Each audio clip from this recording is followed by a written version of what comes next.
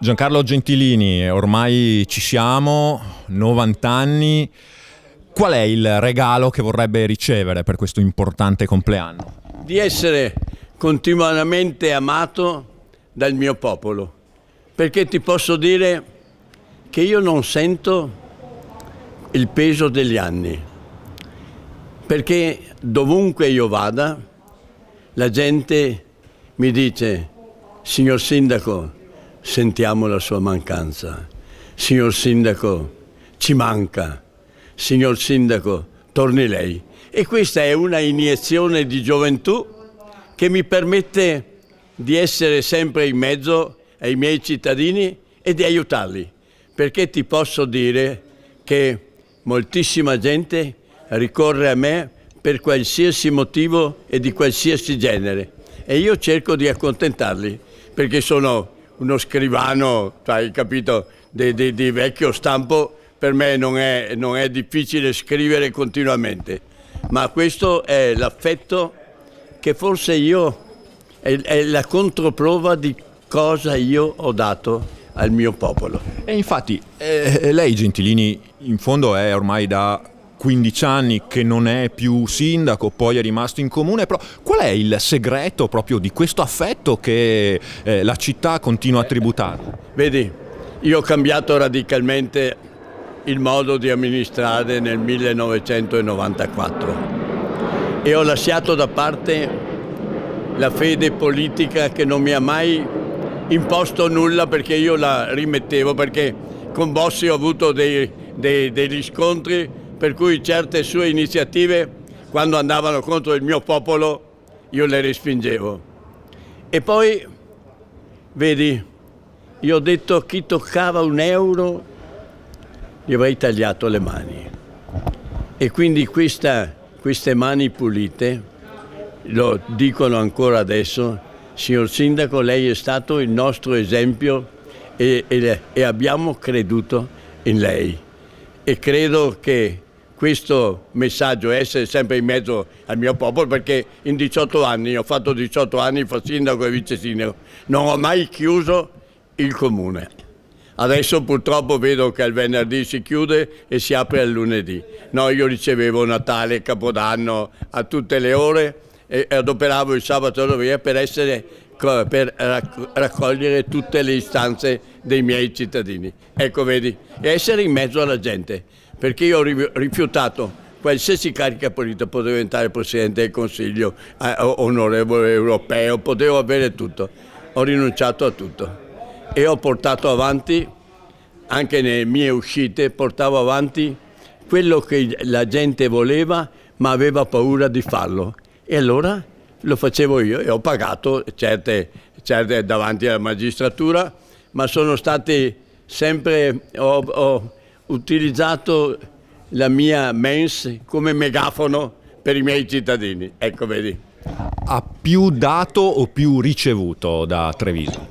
No, io ho ricevuto tanto dai miei cittadini, forse meno dal partito politico, perché vedi, io ho avuto grandi battaglie con i nemici, ma i nemici, le ferite dei nemici si rimarginano. Invece sulla schiena ho ancora qualche ferita che non si rimarginerà mai, hai capito? Ecco, perché io dovevo essere sindaco nel 2013 perché avevo in mente di creare una forza politica e amministrativa che sarebbe andata avanti oltre 20 anni.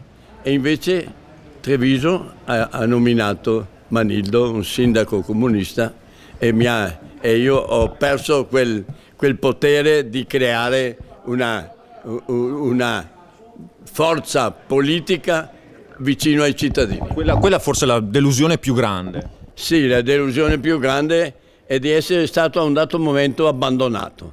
Ecco. E adesso, vedi, adesso tutti, perché anche Conte è stato ha vinto perché io ho aderito a scendere sul lagone assieme a Zaia, perché altrimenti non avrebbero vinto. E quindi, ma vedete, cari cittadini, la gratitudine non è di questo mondo e l'ho provato sul mio io, sulle mie spalle, ma sono felice di aver fatto quello che ho fatto e vedi adesso la gente continua ad amarmi. Qual è la decisione che la rende più orgoglioso appunto di quanto fatto in questa sua attività amministrativa? Credo che il cambio epocale sia stato il PUT. Mi hanno avversato, mi hanno massacrato, specialmente le sinistre, ma è stata una scelta epocale.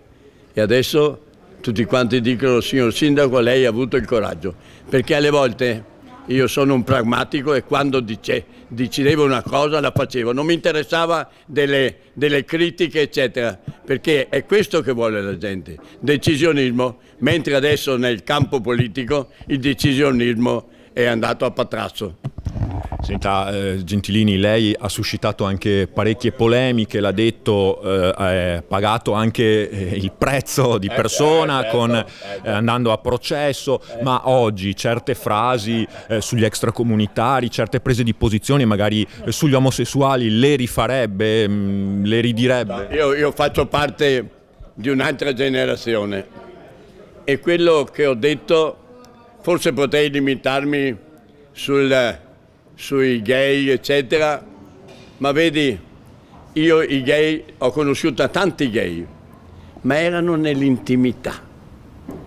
Quando invece i gay hanno portato sulle piazze l'esibizionismo, quello non mi è andato e quindi ho combattuto. Ma vedi, tutto quello che ho fatto stranamente viene ripreso anche da Salvini.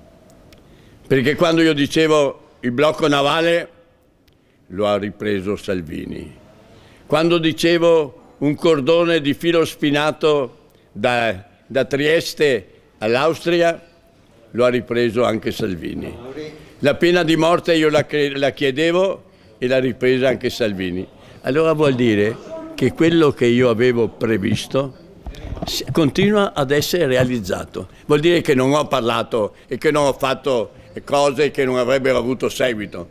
Le ha seguite anche Trump, perché io ho scritto a Trump: ascolta Trump, tu hai vinto con le cose che io dicevo 25 anni fa, quindi ti nomino appena vice sceriffo, perché sceriffo d'Italia sono io, e ho anche la nomina ufficiale dal North Carolina, che mi ha nominato sceriffo del North Carolina. Meglio la Lega di oggi o quella di ieri? No, la Lega di ieri era più vicina al popolo, perché con Paolo Gobbo, con tutti con Darè, era la Lega Nord, prima la Lega Veneta, vicina al popolo, poi la Lega Nord, che aveva quel miraggio di fare la secessione, ma adesso la Lega è diventata un partito politico e quindi non è più una prerogativa del Nord, ma è una prerogativa. Adesso anche Salvini, anche lui ha le sue gatte da pelare, perché ha da curare, è il segretario generale della Lega Nazionale e quindi anche sull'autonomia deve essere in grado di centellinare tutti gli interventi in modo che non possano creare privilegi o diminuzioni. Ecco, anche lui ci trova. A questo proposito, Gentilini, lei è un simbolo della Lega, è stato però anche sempre difeso il tricolore, l'unità, il suo orgoglio alpino è ben noto. Ecco, sul comodino c'è la bandiera italiana o la bandiera di San Marco? No, sulla mia vetrata c'è la bandiera nazionale con lo scudo sabaudo, perché vedi tutte le manifestazioni militari di ricordo dei caduti, io l'ho sempre detto, va bene il tricolore, ma tutti coloro sono morti guardando il tricolore con lo scudo sabaudo, e quando andavano all'assalto dicevano avanti Savoia. Quindi quando dico no, non vogliamo vedere le bandiere con lo scudo sabaudo, è una grande baggianata, perché sono morti guardando quel tricolore. Senta, 90 anni è anche un momento di bilancio, ha fatto tutto nella vita, c'è qualcosa che vorrebbe ancora fare? No, vorrei poter avere un futuro, hai capito? Il mio cruccio è non poter più programmare per il mio futuro, hai capito? Adesso se si parla delle Olimpiadi del 26, porca miseria, io non ci sarò. Vedi, questo è... Ma vedi... non è detto. No, ma insomma, è mens sana in corpore sano, hai capito? Se qualcosa si interrompe bisogna avere il coraggio di uscire dall'agone politico, dall'agone sentimentale e tutto. Ma vedi, io porto avanti sempre a detta dei miei sostenitori, Gentilini porti avanti il suo Vangelo, il Vangelo secondo Gentilini. Questo lo ha sposato anche Salvini, perché Dio, patria e famiglia, ordine e disciplina, rispetto delle leggi. Io non tollero che ci siano violazioni di leggi, eccetera, e sono d'accordo che ci vorrebbe un maggiore pragmatismo per evitare tutti questi massacri che stanno succedendo. Vedi, è uno degli errori che io imputo al Partito Comunista e ai satelliti di aver eliminato la NAIA, il lavoro, hai capito? Questo era una grande maestra di vita e ci sarebbe molto bisogno di conoscere i principi e gli ideali e anche la disciplina. Ecco. Senta, lei, personaggio pubblico, però ha sempre difeso strenuamente il suo privato, insomma, si sa poco del Gentilini privato. No, io ho sempre tenuto da parte l'impegno politico con l'impegno familiare. Anche il matrimonio che ho fatto l'anno scorso, sono andato dall'unico sindaco leghista di Viano, nel Reggio Emilia, nell'Emilia è l'unico, sono andato là, in modo per non fare commistione fra pubblico e privato. No, ho sempre avuto una ideologia di tenere separate le due cose.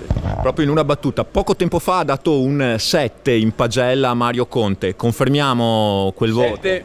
Perché spero che diventi un 9, ma vedi, io credo che un altro Gentilini sia impossibile farlo, perché il Padre Eterno ha buttato via lo stampo e ha detto basta un rompiscatole come Gentilini, è meglio che butti via lo stampo, ma che imiti e ho imputato una cosa: meno politica e più pragmatismo.